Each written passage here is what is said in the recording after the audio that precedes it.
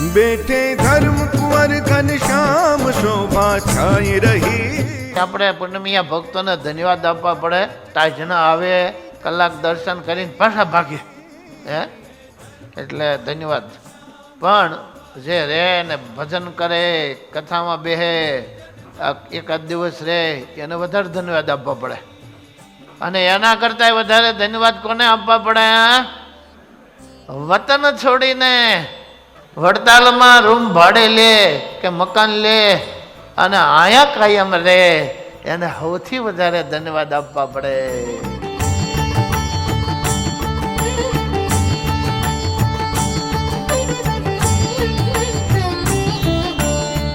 રત્ન સિંહાસન ઉપરે બેઠે હરિ કૃષ્ણ ભગવાન.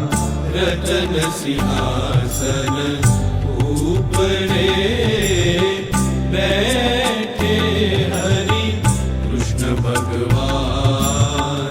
કોટી કામ છબી ઉપરે કોટી કામ છબી. આ વડતાલ ધામ શ્રી લક્ષ્મી નારાયણ દેવનું દિવ્ય સાનિધ્ય, એમાં પણ અમેરિકામાં વ્રતગઢપુર ધામ મંદિરનું જ્યારે નિર્માણ થઈ રહ્યું છે ત્યારે ત્યાં તમે જુઓ ગોપીનાથજી મહારાજ, ઘનશ્યામ મહારાજ, એક બાજુ લક્ષ્મી નારાયણ દેવ, રણછોડરાયજી અને સિદ્ધેશ્વર મહાદેવની જ્યારે પ્રતિષ્ઠા થવાની છે એનું પૂજન સૌ પ્રથમ ગઢપુરમાં થયું, પછી જુનાગઢમાં થયું અને આજે આપણા વડતાલમાં થયું છે.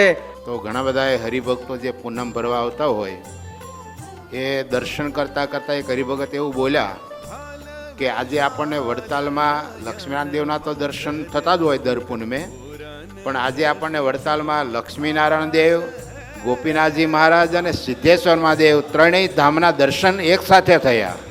હું આપ સૌ ભક્તોને બહુ હૃદયથી એક વાત દ્રઢતાપૂર્વક કહેવા માગું છું કે આપણે જ્યારે ભગવાનમાં વિશ્વાસ રાખીને, ભગવાન સ્વામિનારાયણે પ્રસ્થાપિત કરેલી પરંપરામાં વિશ્વાસ રાખીને સત્સંગ કરતા હોઈએ છીએ ત્યારે કાં તો આપણી મહેનત ઓછી હોય ને કાં આપણી પાસે સમય ના હોય, પણ આ ઉત્સવમાં બધાને એવો અનુભવ થયો કે ભગવાન સદૈવ આપણી સાથે છે ને આપણને આનંદ આપે છે. વિરસદ મંદિર એટલે વડતાલ તાબાનું મંદિર અને વિરસદના પરમ પૂજ્ય સદગુરુ શ્રી જ્ઞાનજીવનદાસજી સ્વામી, એમને કોણ ન ઓળખે, જેમણે આ સત્સંગમાં ખૂબ સેવાઓ કરી અને મંદિરો બનાવી અને એમની જ્યારે 50મી પુણ્યતિથિ હોય એ નિમિત્તે ઉત્સવ અહીંયા પત્રિકા અર્પણ થઈ રહી. બોલો સ્વામિનારાયણ ભગવાન કી. શાર્લોટ મંદિરમાં બિરાજમાન થઈ અને ખૂબ હરિભક્તોને દર્શનનું સુખ આપશે, દરેકના મનોરથ પૂર્ણ કરશે. શ્રીજી મહારાજે શિક્ષાપત્રી લખી, એનો ઉત્સવ આવતા વર્ષે આવશે અને મહારાજે અહીંયા ગાદીની સ્થાપના કરી, એનો પણ 200 વર્ષનો ઉત્સવ આવતા વર્ષે આવશે.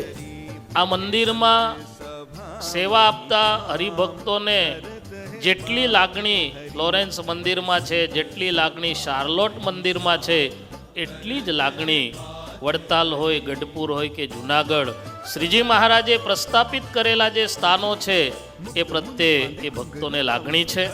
અને હવે ભાગ્યની વાત એ છે કે શાર્લોટ શહેરમાં વ્રત અને ગઢપુર ધામ નામ રાખ્યું છે, પણ મને લાગે વ્રત, ગઢ અને જુનાગઢ ધામ નામ રાખવું પડશે, કારણ કે વડતાલ, ગરડા, જુનાગઢ ત્રણેય દેશની મૂર્તિઓનું ત્યાં સ્થાપન થનાર છે. અત્યાર સુધી આપણે માત્ર મહાજન પ્રથા અનુભવી, પરંતુ સ્વામિનારાયણ સંપ્રદાયમાં વડતાલ ધામમાં મંદિર આ પ્રથા શરૂ કરતી હોય એવી અમે ઘણા વર્ષોથી અનુભવી છે. વિશેષ કરીને કોરોનામાં આપણે જે સેવા કરી, કોરોનામાં ખેડા જિલ્લાના આ નાગરિકોને બચાવવાનું કામ વડતાલ ધામ મંદિરે કર્યું છે, એનું ઋણ ખેડા જિલ્લાના નાગરિકો ક્યારે ભૂલે નહીં. છુમ છુમ છનન છુમ છુમ બાજે, છુમ છનન છનન છુમ છુમ છનન છુમ છુમ બાજે. નાચત ગિરધારી, નાચત ગિરધારી, નાચત ગિરધારી, નાચત ગિરધારી. ખનગ ગરજ સુની નિરખી મગના વ્રજનારી. નાચ નાચત ગિરધારી નાચત ગિરધારી નાચત ગિરધારી નાચત ગિરધારી આપણને સૌ કોઈને લક્ષ્મીનારાયણ દેવના સાનિધ્યમાં, હરિકૃષ્ણ મહારાજના પાવિન સાનિધ્યમાં, પવિત્રાનંદ સ્વામી બનાવેલા પવિત્ર સભા મંડપની અંદર બેસવા મળે એ સૌથી મોટો લાભ છે, સૌથી મોટી ભગવાનની કૃપા છે.